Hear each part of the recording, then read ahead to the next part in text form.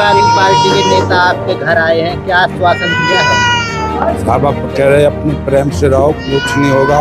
जो को अगर कोई डरना नहीं कुछ होगा तो हम तुम्हारा साथ दें। हमको दिक्कत ये है कि साहब इनका मानने का मूड है कि हम मॉडल करेंगे। सब लोग ने हमको साथ दी, हम अपने यहीं रह रहे, हम बाहर नहीं जाएंगे, अपने यहीं रहेंगे। क्या मांग है पुलिस के प्रशासन? पुलिस से यही मांग है साहब, सुरक्षा करे और साहब हम अपने उनको गिरफ्तार करें साहब, और कोई दिक्कत नहीं हमको। क्या घटना क्या हुई थी, किस तरह का विवाद था? वो विवाद तो सब शादी का विवाद था। वो हथे लगने जाए थे तो बीच में चारपाई बिछा था सब, वहाँ से लड़का आया तो मारने लगा लड़का को। हम बीच विचार करने गए तो सब सारे लोग लाठी निकल के मारने लगे, यहाँ पर तोड़ दिया।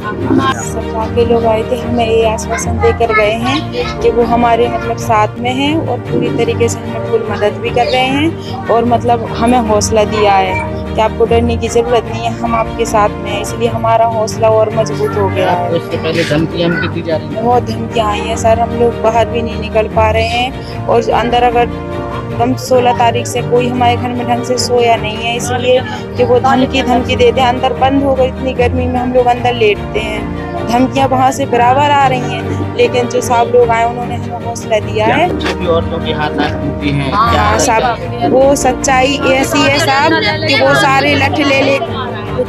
सारे वो लठ लेकर आ गए थे। हम लोग पापा को बचा रहे थे। जब हमारे साहब गेट में डंडे मारने लगे, अपनी सुरक्षा के लिए हर एक इंसान कदम उठाता है।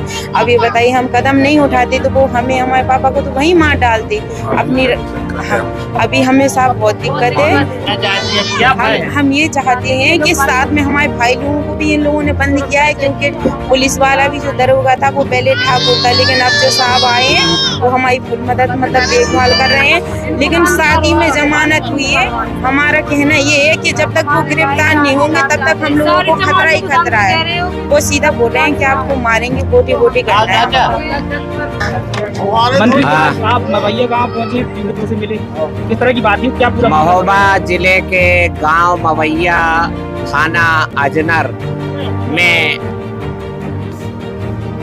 अनुसूचित जाति के व्यक्ति जो कि भारत के नागरिक हैं, समानता का अधिकार है उनको, परंतु जब उनका बेटा बहू को विदा करा के गांव में देवी पूजन के लिए जा रहा था तो मुख्यमंत्री जी की जाति बिरादरी के लोग रास्ता रोक के खड़े हो गए कि आपको हमारे दरवाजे से जूता चप्पल पहन के नहीं जा सकते हैं। ये इस बात का सूचक है कि आज़ादी के 75 साल बाद भी भारत में भारत के कानून को, संविधान को लागू नहीं किया गया है, बल्कि सोशल ऑर्डर, मनु विधान लागू है। लोगों ने विरोध किया, विरोध करने पर उनके साथ मारपीट की गई। आत्मरक्षा में उन्होंने भी अपना डिफेंस किया, बचाव किया। मैं यहाँ पर आकर के दुखी पीड़ित लोगों को हिम्मत, हौसला देने के लिए।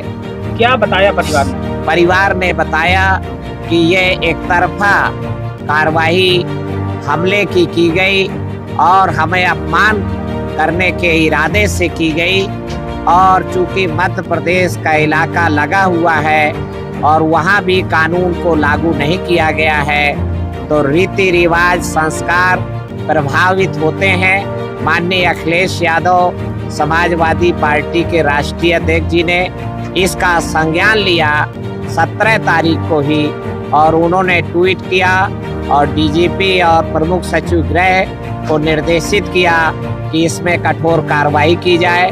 एफआईआर दर्ज की गई है, पर मैं पुलिस अधीक्षक से कहना चाहूँगा कि जल्द से जल्द इसमें चार्जशीट लगाई जाए ताकि SC/ST एक्ट के प्राविधानों के अंतर्गत पीड़ित परिवार और पीड़ित लोगों के मुआवजा जो निर्धारित है वो भुगतान हो सके। साथ ही साथ माननीय मुख्यमंत्री जी से मैं कहना चाहूँगा कि पीड़ितों की संख्या 7-8 है और लिहाजा उन सभी पीड़ितों को 25 लाख रुपया करें। चूँकि मुख्यमंत्री जी आपकी जात बिरादरी के लोगों ने ये कांड किया है, आपकी जिम्मेदारी बनती है। और माननीय मुख्यमंत्री जी ऐसे संविधान तोड़ने वाले एलिमेंट्स के खिलाफ कठोर कार्रवाई कराइए। नहीं मंदिर पर आप हम लोग पहुंचे हैं, क्या जी। आश्वासन दिया? पीड़ित परिवारों को हमने न्याय दिलाने का, इसकी कानूनी लड़ाई लड़ेंगे और इस पे पूरी पैरवी करेंगे। और इसके इलाज के लिए हम लोग जो है पीडीए एकता, जो दुखिया भाई भाई, सबसे बड़ी बात यह है कि हमारी जो आंतरिक एकता है वो तोड़ी गई है। अभी तो लोगों ने स्पष्ट रूप से कहा कि हमें भय है। पुलिस की जो सुरक्षा है वो नाकाफी है। पुलिस की जितनी सुरक्षा है उतने का हम स्वागत करते हैं। पुलिस कह रही है कि जूते चप्पल पहन के निकलने का मामला नहीं था, मामूली ये पुलिस एसपी ने भी मुझसे कहा है, पर मैंने गांव में आकर के खुद अपने आंखों से सुना। ये पुलिस का महकमा लीपापोती करने की कार्रवाई है, ऐसी बात नहीं है। आज भी आपको भी मैं सूचित करना चाहता हूं कि बुंदेलखंड के इलाकों में सोशल ऑर्डर लागू है।